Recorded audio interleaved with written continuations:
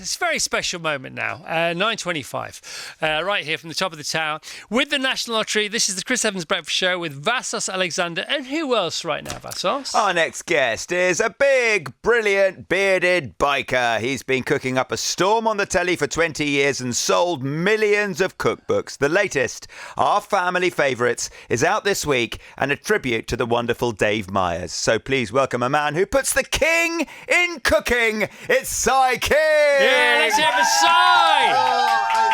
And let's hear it for Dave as well, come on! Beautiful.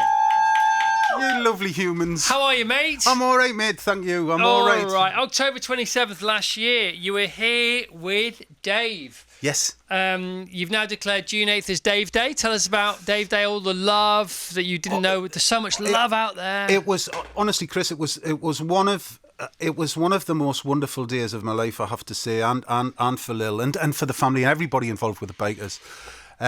There was 46,000 motorcycles and about 150,000 people lining the route from the Ace Cafe to the centre of Barrow-in-Furness, to the town hall. It was, and the outpouring, and this is actually, I mean, although I've said it, Barrow-in-Furness was absolutely fantastic. People opened their homes, there was nowhere to stay, and people were saying, "Oh, leave your bike in the backyard, come and stay with us. We've got this."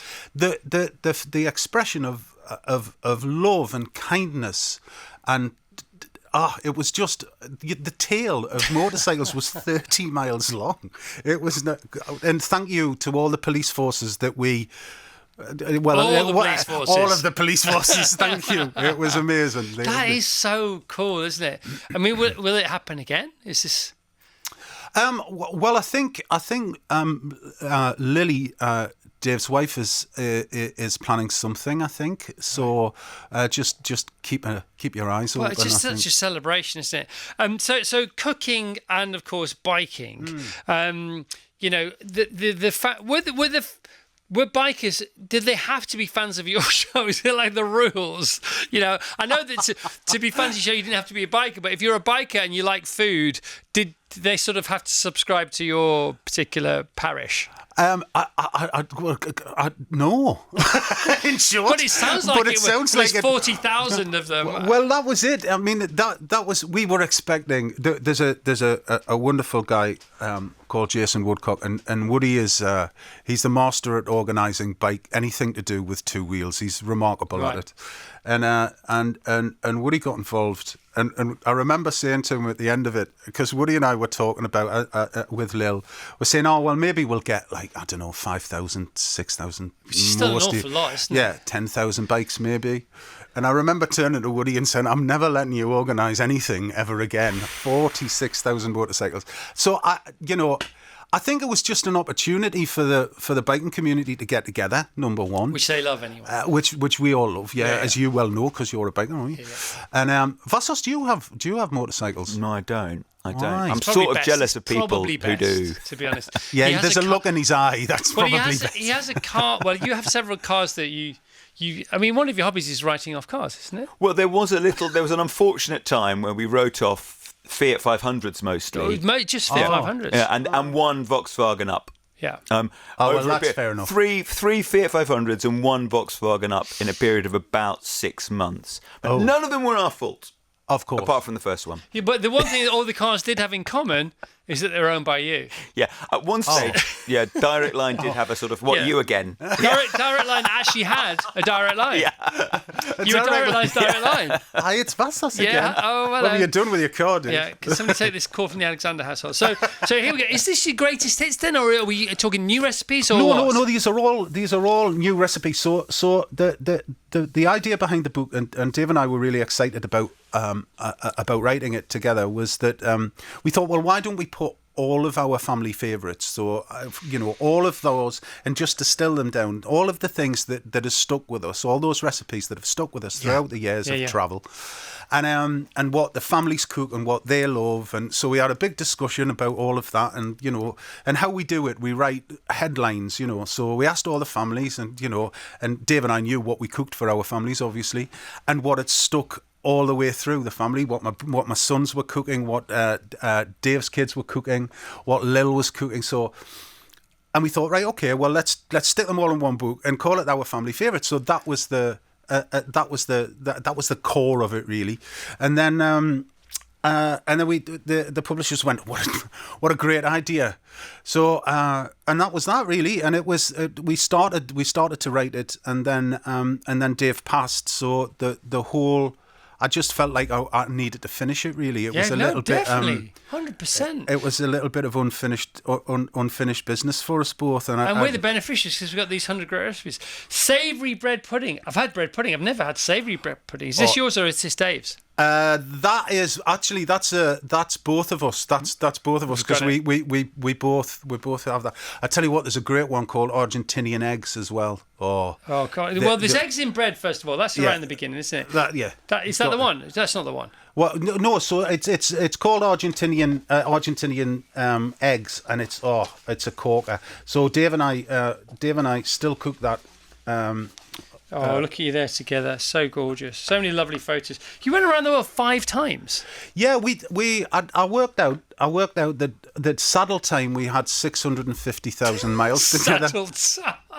That's a lot of motorcycles, isn't it? No, motorcycling. It's a lot of chaps. I've got to draw the line. Middle-aged men and chaps. No, that's wrong. Really? Oh, yeah. Even for 5 times around the world. Sausage and red wine risotto. Oh, See, now look, because I'm not drinking anymore. I'm low and no, right? All right. Low alcohol, zero alcohol beer, basically. Or 0.05 I'll have, or 0.5. But if we're cooking with the wine, is that all right? Well, yeah, it is, because what happens is that you with a recipe you want the flavour of the wine. Yes. You don't want the alcohol, so the alcohol burns off. This is what I hear. No, it's very true. Does it all burn off? Yeah, it does. Yeah, well, it depends on what your pan is like. Because you can set a Christmas pudding on fire with a bit of brandy, can't you? Yeah. But that tastes pretty sozzled to me whenever I have it. Well, it will do. Yeah, you just because it's there. All right, coffee and chili brisket. Got that going on here. Fruit and nut chocolate salami. Oh, hello. So honestly, that was we put that in. There's a bit of a laugh about that. So fundamentally, it's a refrigerator cake, really, in essence. Right. And it was the first. So after 30 books, I think we've had about 2 people come back to us to say, well, the recipe doesn't work.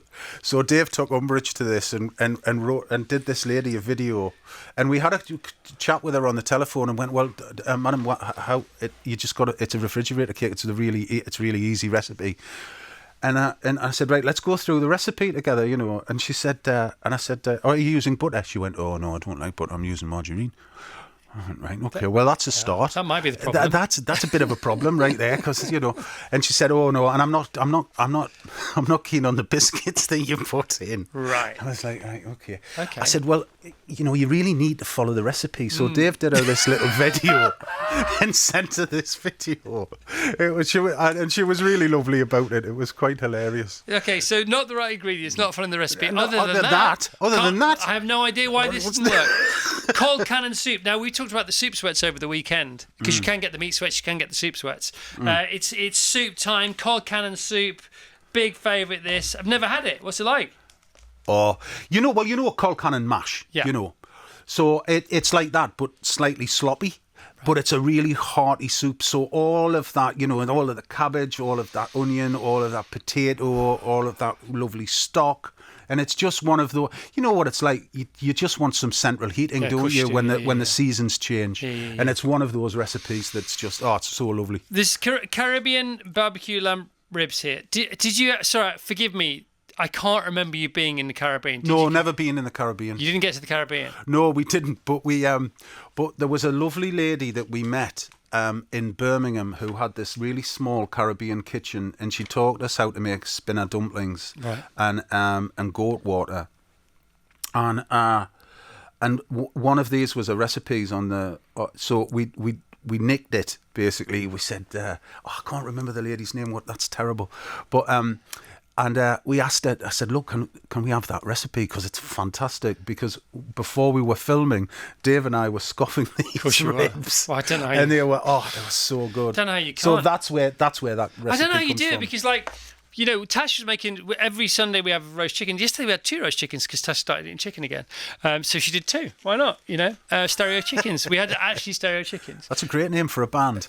Isn't it? Isn't it? Yeah. And I can't stop nibbling all the way through the afternoon. And she's, it's just a domestic kitchen. It's just a roast dinner going on. Yeah. I don't know how I could cope being around this kind of food all the time, especially when it's so good. Well, that's what our kind of ethos when Dave and I approached books is that we want every single recipe.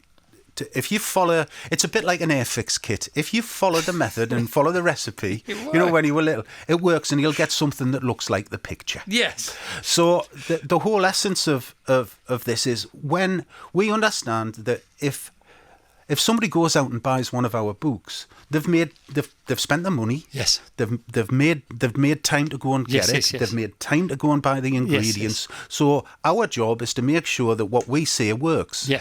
And that's what cookbooks are, and that's what's lovely about having a physical thing, is that when you open it up, you're not going to be around this food all the time, are you? You're going to open it up and go, oh, I've got me mum coming round. Yeah. What I'll make.